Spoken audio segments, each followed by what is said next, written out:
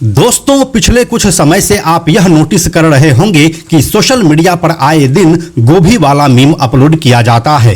इस रेस में बीजेपी कर्नाटक का एक्स हैंडल भी शामिल हुआ और उसने भी गोभी वाला मीम शेयर कर दिया। इसके बाद लोगों की दिलचस्पी इस चीज में ज्यादा ही बढ़ गई कि आखिर इस मीम का कॉन्टेक्स्ट क्या है और क्यों गोभी वाला मीम आए दिन ट्रेंड में रहता है।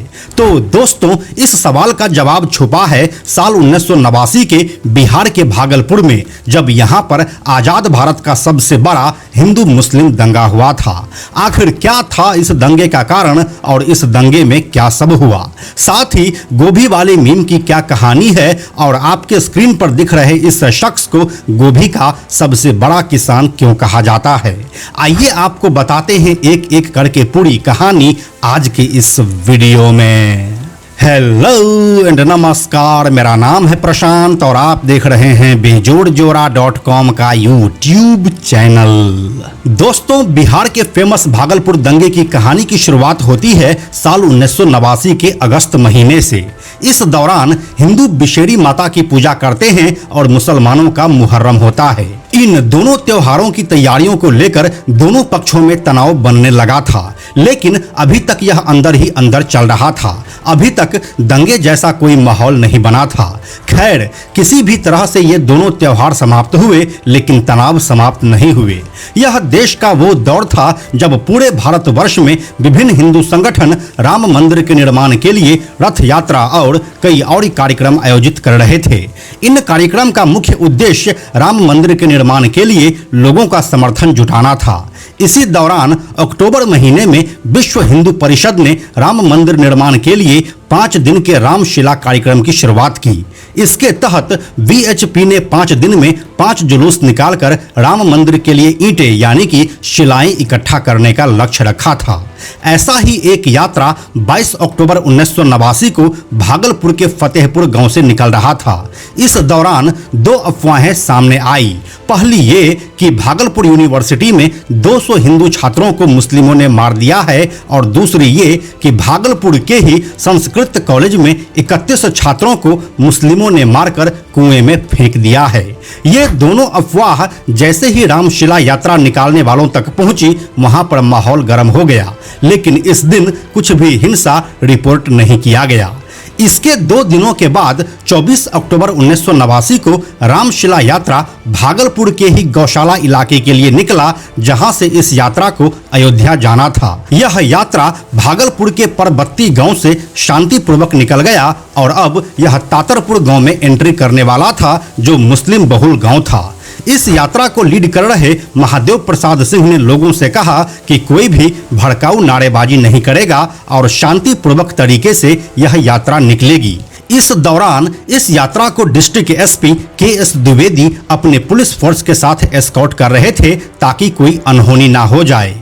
इसी दौरान यहाँ पर एक और यात्रा आकर इस यात्रा से मिल जाती है जो नाथनगर से आ रही थी। इसके बाद क्या होता है कि 2 यात्रा एक ही साथ परबत्ती तातरपुर जंक्शन पर आकर मिल जाती है, लेकिन यहाँ पर इसे भागलपुर के डीएम अरुण झा रोक लेते हैं। उन्हें इस बात का अंदेशा हो रहा था कि कहीं कोई अनहोनी ना हो जाए।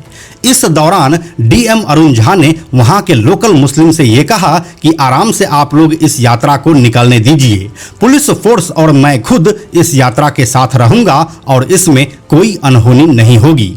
लेकिन मुस्लिम्स ने डीएम के रिक्वेस्ट को नहीं माना और कहा कि आप लोग गौशाला तक जाने के लिए कोई दूसरा रूट ले लीजिए। आप लोग तातरपुर गांव से होकर इस यात्रा को मत निकालिए। यहाँ पर बत्ती तातरपुर जंक्शन पर ये सब डिस्कशंस चल ही रहे थे कि बगल में स्थित एक मुस्लिम हाई स्कूल से एक जिंदा बम यात्रा के ऊपर फेंका जाता है, जिसमें यात्रा में शामिल 11 पुलिस वाले गंभीर रूप से जख्मी हो जाते हैं और यहीं से भागलपुर एक ऐतिहासिक दंगे की ओर बढ़ जाता है। इसके बाद आनन फानन में प्रशासन पूरे शहर में कर्फ्यू लगा देती है और किसी भी तरह से पब्लिक गैदरिंग को इलीगल घोषित कर दिया जाता है।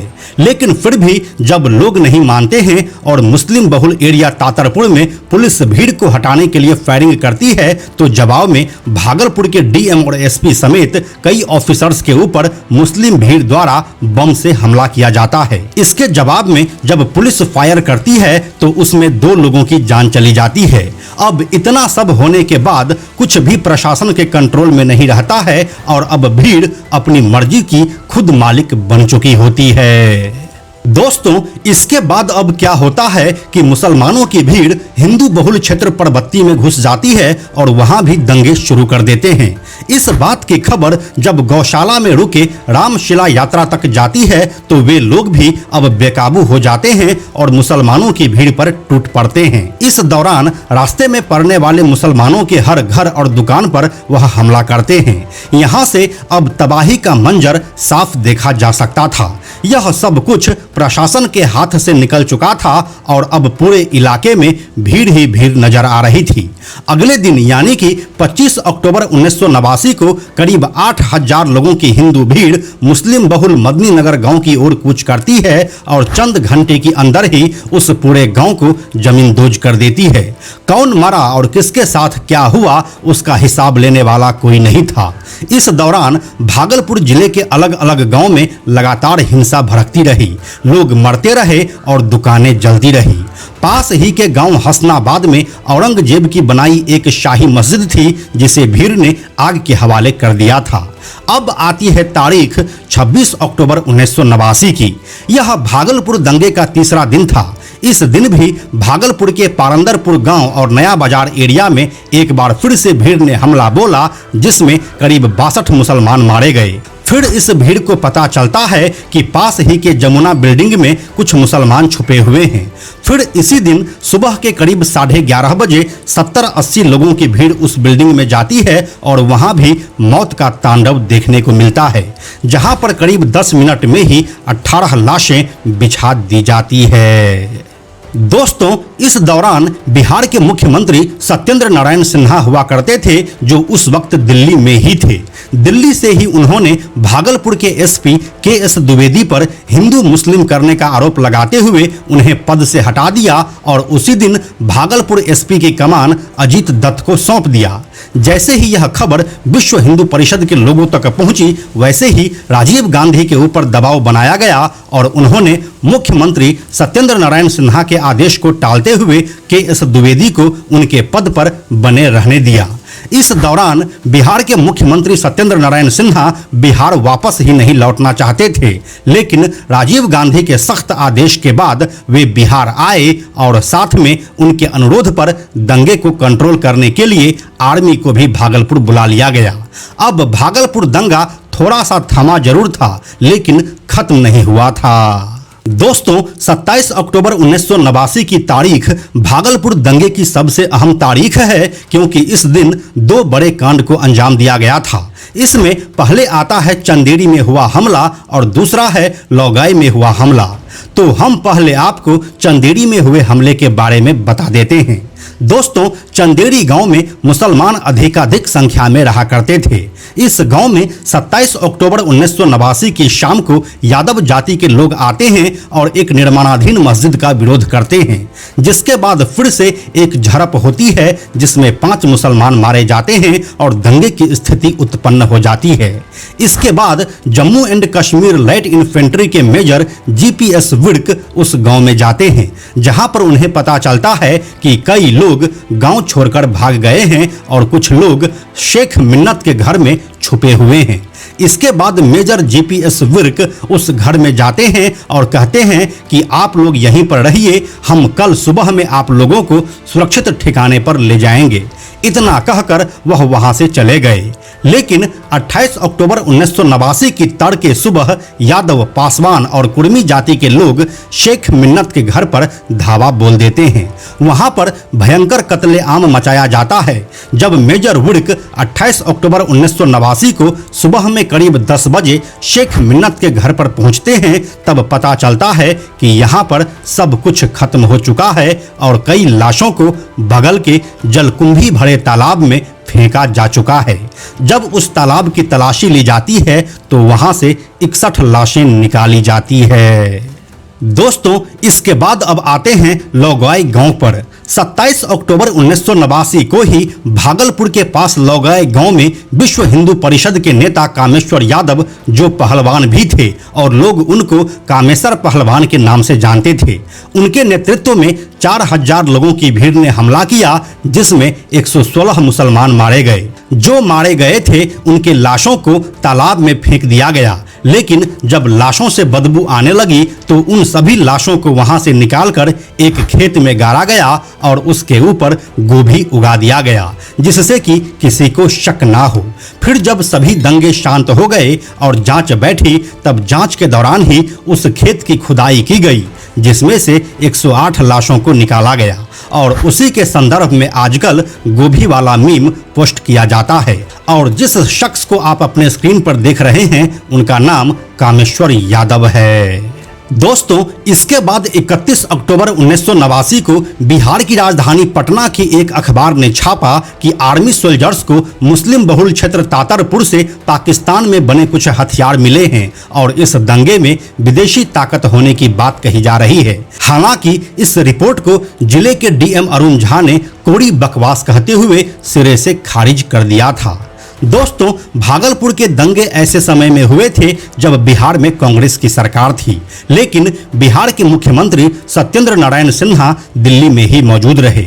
वह बिहार तब पहुंचे जब तत्कालीन प्रधानमंत्री राजीव गांधी ने उन्हें डपटते हुए वापस भेजा और हिंसा को नियंत्रित करने के लिए कहा। इन दंगों के बाद बिहार सरकार सक्रिय हुई। मुख्यमंत्री सत्येंद्र नारायण सिन्हा ने इस मामले में 8 दिसंबर 1989 को 2 जांच आयोगों का गठन किया, जिसमें जस्टिस प्रसाद ने अपनी रिपोर्ट में तातरपुर की घटना के लिए दोनों पक्षों को बराबर का जिम्मेदार माना था। कांग्रेस के लिए भागलपुर दंगे चोट पहुंचाने वाले साबित हुए।